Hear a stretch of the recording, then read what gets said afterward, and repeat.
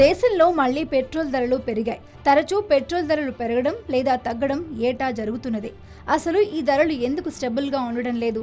ఎప్పుడూ ధరలు పెరిగినా ఆయిల్ కంపెనీల వైపు వేలు చూపించి ప్రభుత్వం తప్పించుకుంటుంది. అంతర్జాతీయ మార్కెట్లో ముడి చమురు ధరల పెరుగుదల నేపథ్యంలో చమురు కంపెనీలు పెట్రోల్ ధరల్ని సవరించాయని చెబుతున్నారు. కాంగ్రెస్ హయాంలోనూ ఇప్పుడున్నట్టే ముడి చమురు ధరలు ఉన్నాయి. కానీ ఆ సమయంలో కాంగ్రెస్ సర్కార్ తీరుని వ్యతిరేకిస్తూ దేశవ్యాప్తంగా ఆందోళనలు చేపట్టిన బీజేపీ తాము అధికారంలోకి వచ్చాక మాత్రం పెట్రోల్ ధరల విషయంలో విచిత్రంగా వ్యవహరిస్తోంది. అంతర్జాతీయ మార్కెట్లో ముడి చమురు ధరల పతనం దెబ్బకి దేశంలో పెట్రోల్ ధర 20 రూపాయలకు పడిపోతుందని అంతా ఊహించారు. కానీ పన్నుల మీద పన్నులతో కేంద్ర రాష్ట్ర ప్రభుత్వాలు సామాన్యులను తీవ్ర ఇబ్బందులకు గురి చేస్తున్నాయి.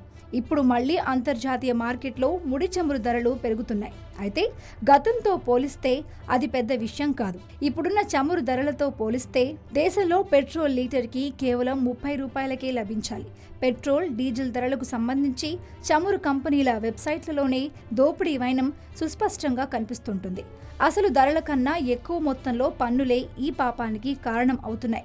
పెద్ద పాత నోట్ల రద్దు తర్వాత దేశంలో పరిస్థితులు మారిపోతాయని, జనవరిలో పెట్రోల్ ధరలు సగానికి తగ్గిపోతాయని అంతా భావించారు. బీజేపీ నేతలు అదే చెప్పుకుంటూ వచ్చారు. తీరా ఇప్పుడు పరిస్థితులు చూస్తుంటే ధరలు తగ్గకపోవడం సంగతి దేవుడెరుగు. మళ్లీ కర్రు కాల్చి వాత పెట్టింది కేంద్రం.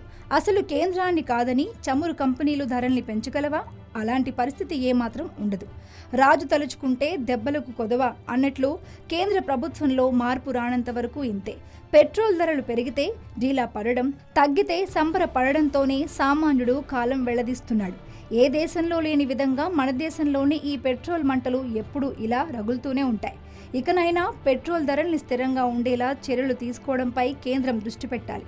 దీనికి గతంలో పెంచిన పన్నులను ఉపసంహరించుకోవడం ఒకటే మార్గం. నోట్ల రద్దు తర్వాత ప్రజలు ఇబ్బందులు పడ్డారు. అయితే భవిష్యత్తు బాగుంటుందనే వారి నమ్మకాన్ని వమ్ము చేయకుండా కేంద్రం ఇకపై నిర్ణయాలు తీసుకోవాల్సి ఉంది.